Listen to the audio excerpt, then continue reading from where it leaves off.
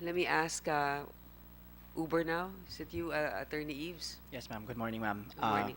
Good morning. We have a presentation. Thank you very much, Madam Chairman, for inviting us, and to the senators, good morning, and to the other stakeholders, especially Board Member Lizada, good morning. While the presentation is loading, ma'am, I'd just like to address some of the concerns that Board Member Lizada brought up. So as to the matter of the supply-demand gap, both Uber and Grab currently have a gap on the availability of supply. So it's not a matter of if you cannot book an Uber, you'll just go to Grab. For example, this morning, a lot of people have been texting us that they are unable to book either on both Uber and Grab because of the rain. So the moment today the demand is higher than usual, we are both unable to fulfill the current demand. As to the difference between the 28,000 we mentioned in the hearing versus the 66,000 we submitted as a list. The 28,000 was basically around the ballpark of the active for the past month, while with the list we submitted was every single partner who took at least one trip for the past year. So of course that would be a much longer list because there might have been a person who just took one trip, but we put it in the list.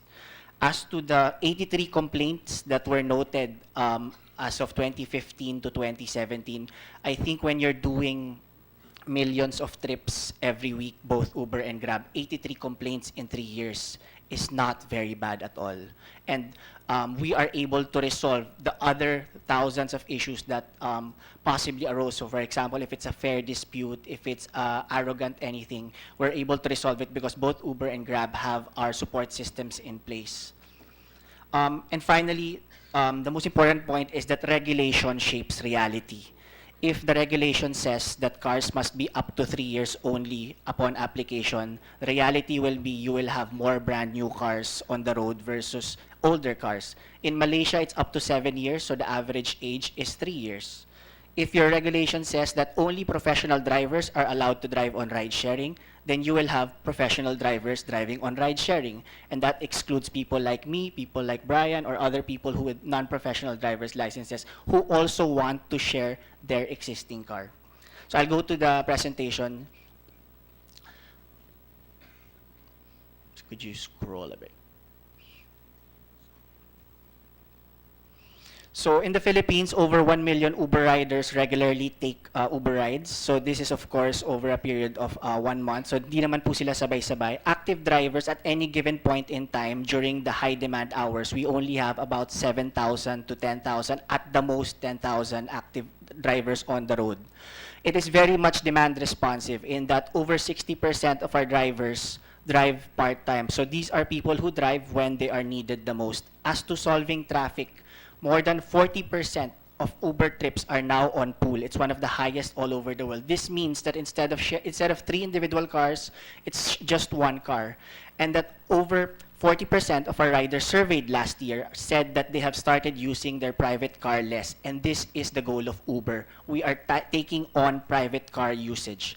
As to efficiency, Uber cars are on a trip about 80 to 95% of the time. That means they are not wasting hours on the road just looking for passengers.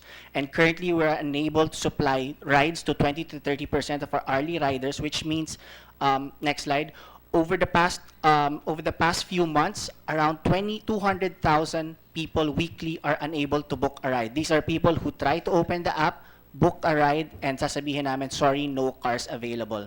As already mentioned, over 60% of our drivers are part-time, and this is the unique feature of ride sharing. It is demand responsive. When you need supply, supply can go online and provide the ability to provide rides on the road. No other transportation mode has a demand responsive model, and that is very important. As to driver churn, it's part of the nature of ride sharing, not only in the Philippines, but all over the world, that a lot of drivers try out ride sharing, try it for 2 hours, try it for 1 week, and then realize it's not for me. And so driver churn is a fact of life in ride sharing, both in Uber and in Grab.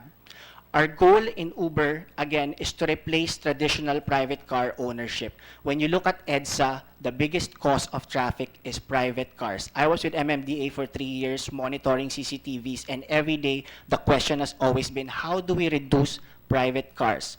Ideas have been number coding, odd even, two-day number coding. Our idea is let's give them a viable alternative, a reliable alternative that they will say, I don't need to bring my private car. Next slide, please. So with Uber, hopefully, if instead of 10 traditional private cars with Uber, next slide, please. So instead of 10 private cars, for example, with ride sharing, 5 cars, but even with Uber Pool, we can trim that down to 2 cars. So the 2.5 million cars in Metro Manila, if we all put them on ride sharing, 700, 800,000 would be enough to ferry everyone across Metro Manila. And that is a bigger impact than any number coding odd even scheme that can be proposed. As to Uber Pool, for example, in the past year of Uber Pool, because people are taking 1 car instead of 2 to 3 cars, 6.6 million kilometers have been removed from the roads. That's equivalent to 300,000 plus liters of fuel saved, and most importantly, the reduction in carbon emissions. Again, no other mode of transportation. A private car cannot do this because private car is not, you cannot just do on-demand ride sharing with current private cars. So since the suspension of new activations, this is what happened. We have been unable, demand and supply has always been unable to meet. So if you notice, when there is holidays, so for example, in the chart, when it's Christmas break, when it's holiday break, when it's Holy Week, demand and supply both go down. So demand and supply are always intertwined. But what is happening is that demand can no longer, at the moment, never meet supply. Supply can never meet the current demand. Next slide, please. So comparing ourselves with our neighbors, so for example, in the Philippines, our vehicle age limit is 3 years old at the time of application. In Singapore, it's 10 years. In Australia, it's 8 years. In the US, it's 10 years. In Vietnam, it's 12 years. In Indonesia, it's 10 years. So of course, the average age of cars on those platforms would be much higher than the 1.5 that we have in the Philippines. Only in the Philippines, supply and pricing are aimed to be controlled by the government, while our neighbors, Malaysia, Australia, New Zealand, Singapore, all have realized that demand and supply must be able to the market must be trusted to do its work. As to onboarding costs, for example, the Philippines has one of the highest onboarding costs, which means the higher your onboarding cost, the more hours you will have to drive on the platform para masulit mo yung onboarding cost mo. And that includes all the mayor's permits, all the DTI permits that you will need. So the Philippines is one of the highest in the world and one of the longest in time. So imagine if you just wanted to try ride sharing for just try ko lang 1 weekend. You will be discouraged because when you realize that all the onboarding cost, time and money, it's too high, only those who professionally want to do this will go through all of those. And that, again, is how regulation shapes reality. So our proposal to the LTFRB, plain and simply, let's simplify the process for application for a TNVS franchise. We are not against applying for a TNVS franchise. What we are against is an inefficient process for applying for a TNVS franchise because it has created the backlog that nobody is happy about, not the government, not the TNCs, not the TNVS. If the LTFRB would allow us to help them in the processing, such that we will accept all the documents, we will digitize them, we will put an online platform, and the only requirement to the LTFRB would be a certificate of accreditation from the TNC. What does the certificate of accreditation from the TNC mean? It means that we have done our background check, it means we have the documents of this partner, it means what we have done all the requirements so that this certificate of accreditation is the one thing that the LTFRB can say, you have passed because your TNC has said you have passed. And if we failed to do our obligation, then that will be the source of our accountability. Because when we say that this person is qualified, that is our guarantee that this person is qualified. So we are willing to create online systems with the LTFRB so that they can access all the data that they've been asking for and that it will be more transparent to them. Our asks, for example, says TNC already provides support. So allow us to provide the support, meaning to say, don't have hearings over 100 peso fare disputes, don't have show cause orders over technical glitches because we already invest in all the support systems and we already have this in place.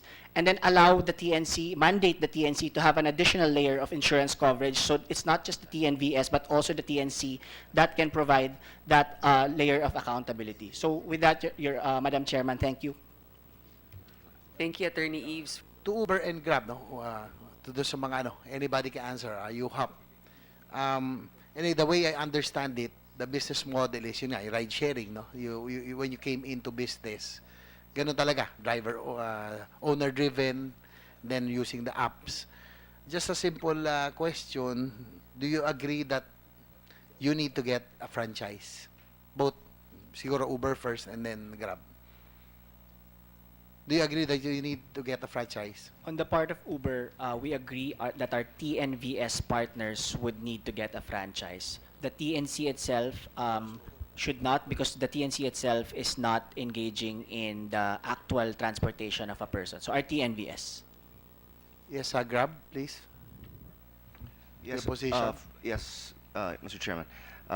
For Grab, we are open to both either the TNVS acquiring the franchise or the TNC being imbued with the being given a congressional franchise, if needed. We will abide, in other words. But do you agree that you are taking in public, you're functioning as a public transportation, and as such, you need to be regulated?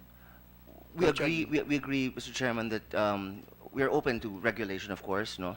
But as the case may be right now, the owners of the transportation of the vehicles of the common carriers are the TNVS, not the TNC. Yes, but because there were instances, no, I just hope you can also answer this, that, I don't know, may narinig ako, no, na siguro nung hindi pa alam ng LTFRB ang gagawin, nung sinisitang, ang Grab and Uber, ang sabi, there are instances that you said that you cannot be, you cannot be accosted by LTFRB because you are a private, and we are private vehicles. May ganun pangyayari na hindi kayo pwedeng mapasa ilalim, hindi pwede kayong masita ng LTFRB sa dahilang pribado nga ang inyong character. Pakiano na lang, was there an instance, Uber and Grab?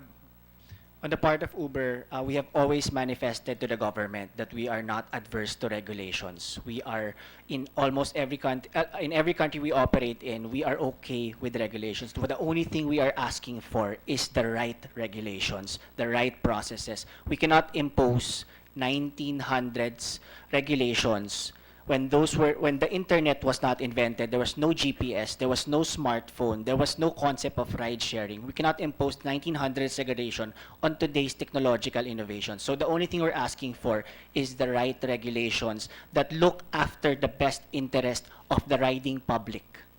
Anyway, also